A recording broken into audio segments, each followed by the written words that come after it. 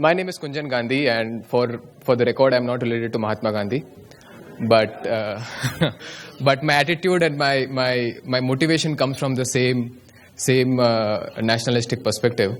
So let me.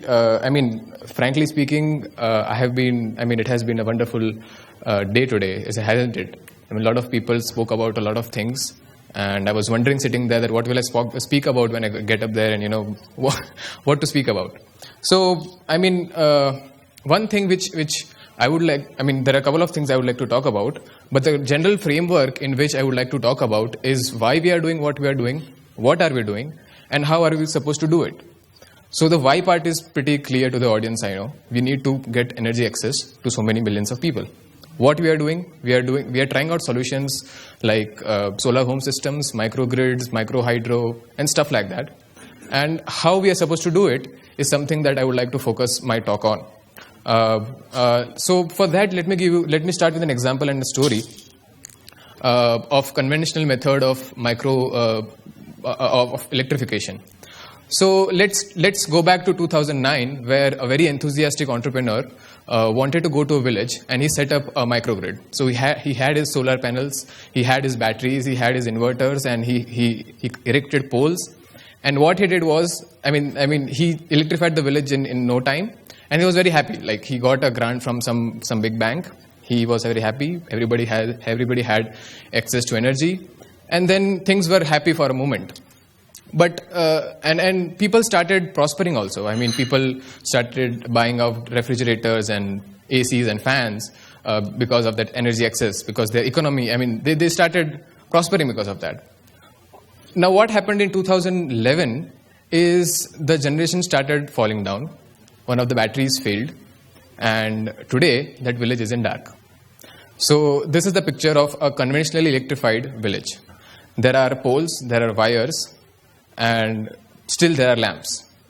So, and let me tell you why this happened and how this happened. So what happened was that since people started prospering and since people started buying out new appliances, there was this unforecasted load growth. They started drawing more than the system could produce. And then when generation started dimming out, what people did was they started, since the project developers was probably not responding, or what he was figuring out how to expand the system, till that time everybody has an engineer within himself. So they started fiddling with the system. The system was tortured.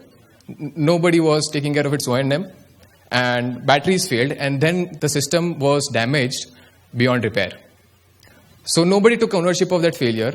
As Ramji was saying in the morning, that there are microgrids lying in Nepal which are not functional. And these are the web. This is the web which breaks your microgrid. There is non-payment. Everybody thinks solar is free, so my capital is funded through a grant. I need not recover from them. Forecasted load growth is what I explained. Bad O&M. Nobody takes care of cleaning of panels because there is no incentive. And uninformed system abuse. People take the system in their hand because there is so much urgency to get power back. So let me tell you about where where our company and Grampower as a technology provider comes in and what we have done. So as you might have heard from Shyam and others, that this is a smart microgrid. We have solar panels, we have poles, we have wiring, we make our own smart meters, and we install them in each and every household. So what happens is, and these meters, to tell you, are prepaid. So what happens is, there is the ecosystem of Grampower's smart microgrid is highly dependent on a local village entrepreneur, as Praveen was mentioning. That this village entrepreneur is a custodian of this plant. He gets an incentive from the revenues that he collects. He has this 10-15% markup he bulk purchases power from Grampower and sells it to the villagers. So suppose he purchases power worth 4,000 rupees. He gets 5,000 rupees worth of credit. He makes 1,000 rupees a month. And then for that, he has to go and service these apartments.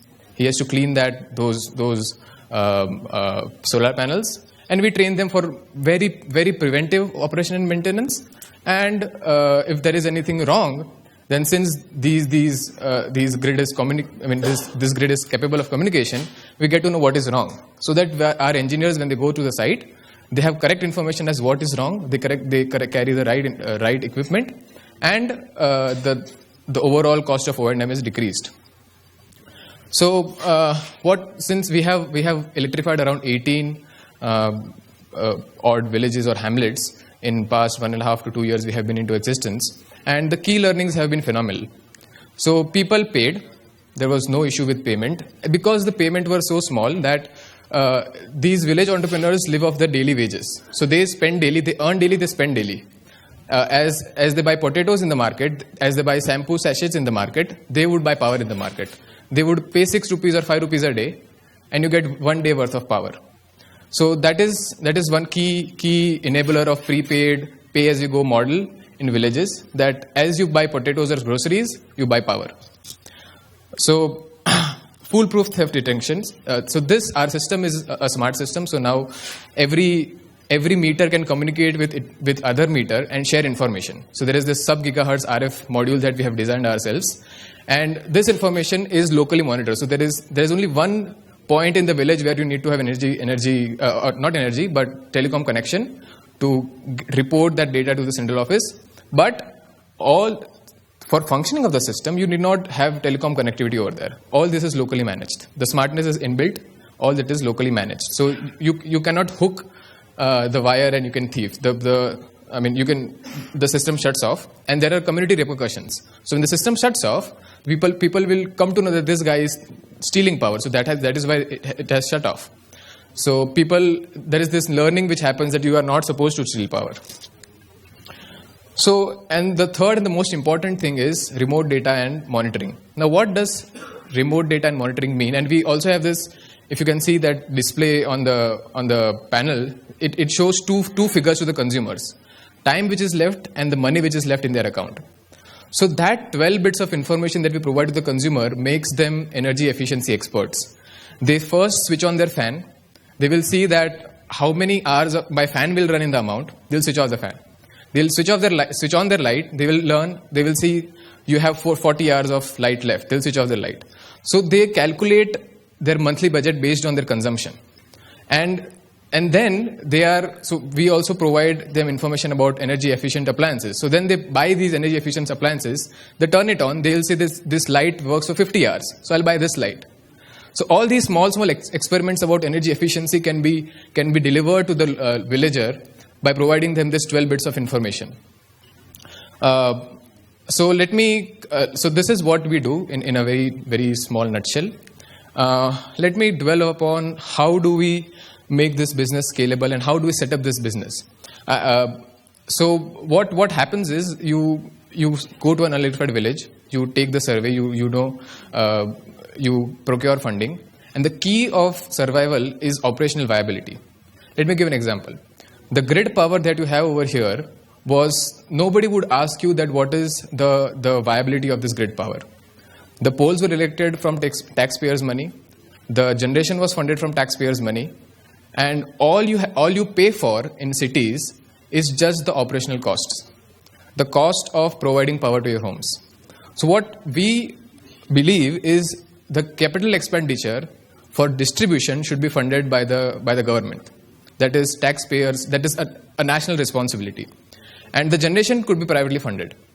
So that is a very viable model that we are trying out.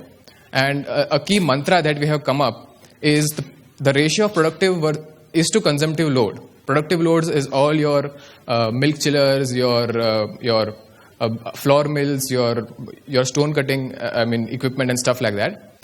Consumptive load is your lights, fans, things which do not earn you revenue. So this ratio should be replicated somehow in the private is to government investment that goes into a project. I personally do not like the word subsidy because it just spoils the game for private entrepreneurs. Government fund is through tenders, through procurements, and that is how all these things should be funded. And some of the key things that we got to learn while doing these things, as Brian told that he's a technology agonist, and I am a technology evangelist. So I firmly believe that if the cost is too much, I don't care. but the system should last for more than 15-20 years is my motto. The thing is that investment should be justified in the long run. You do not want that story to happen again, and you do not want people prospering for a while and then going into dark again. So all these small checks and balances in the system should be placed in order to ensure that energy access remains there for a long time. I was interacting with some of you in audience in the morning, and I got to know that there are a lot of solar home systems which are prevalent in Nepal, and there is a lot of load shedding which is prevalent in Nepal. So let me dwell into how this technology can help you solve all these problems. Load shedding is something which deals with restricted power and unrestricted consumption. So this is a graph which I would like to explain, that you have with smart metering you can go from high demand low generation to low demand low generation. You can prioritize hospitals and critical loads, and you can shut off non-critical loads at times of load limiting. So that does not interfere with your let's say with your critical things. And when you have high generation and low demands, you can do something called as demand response, where you send text alerts to consumers that we are providing you power with at a cheap tariff. You consume as much as you want now. So all this intermingling of technology and serving the bottom of the pyramid is what Grampower is all about and what we are doing. And